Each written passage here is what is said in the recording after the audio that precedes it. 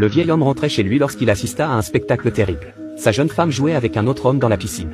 Mais il n'a pas choisi de les dénoncer sur le champ. Il a fait demi-tour et est entré dans l'hôtel.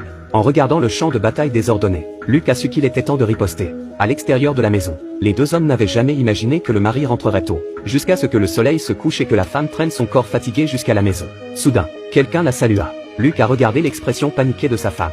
Ne lui a pas demandé où elle était allée, mais s'est approché de lui, l'a serré dans ses bras et lui a dit combien elle lui avait manqué pendant son voyage d'affaires. L'attitude superficielle de sa femme a ravivé la colère de Luc. Luc a dégainé le pistolet qu'il portait à la ceinture et a appuyé sans hésiter sur la gâchette en direction du visage de sa femme. Le bruit du coup de feu a immédiatement alerté le jardinier dans la cour, qui a voulu savoir ce qui s'était passé. Luc tire encore 3 coups de feu par la fenêtre, faisant fuir les jardiniers. Il a ensuite ramassé les douilles, les a essuyées avec une serviette, les a jetées sur le sol, a traîné le corps de sa femme dans un coin et a commencé à traiter la selle.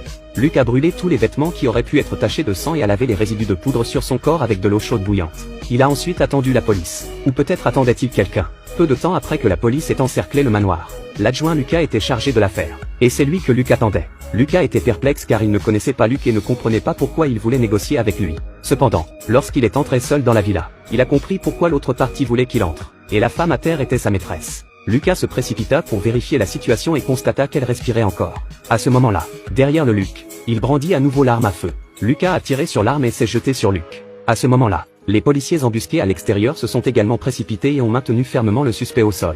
Une ambulance a suivi et a emmené sa femme à l'hôpital, où elle était gravement blessée et inconsciente. En regardant Luc dans la voiture de police, Lucas savait qu'il venait pour lui. Il était évident que Luc était préparé à cette éventualité. Comme prévu, à l'audience, quelques jours plus tard, les actions de Luc ont fait tomber tout le monde en état de choc. Les preuves étaient claires, et il avait déjà signé des aveux. Mais Luc a renvoyé ses avocats de la défense et a demandé à ce que l'audience soit supprimée et que le procès ait lieu directement. C'est un soulagement pour Pascal, le procureur, avec la coopération de Luc.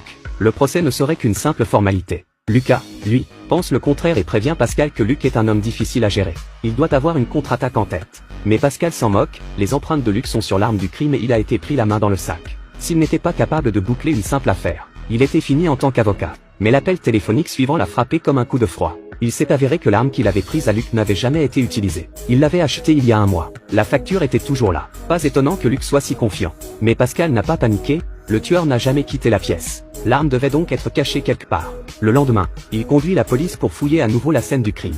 Il fouille tous les recoins de la villa et ne trouve aucun indice, à l'exception de l'étui du pistolet auquel il manque 4 balles. Il n'y avait pas de résidus de poudre sur les mains de Luc, ni de sang sur ses vêtements. Sur le sol, il y a 4 douilles sans empreinte digitale, mais aucune balle n'a été trouvée. Tout semble indiquer que Luc n'est pas le meurtrier. Mais Pascal n'y croit pas et demande à la police de continuer à chercher des indices et va voir Luc avec ses informations. Luc n'est pas surpris par l'arrivée de Pascal. Au lieu de lire les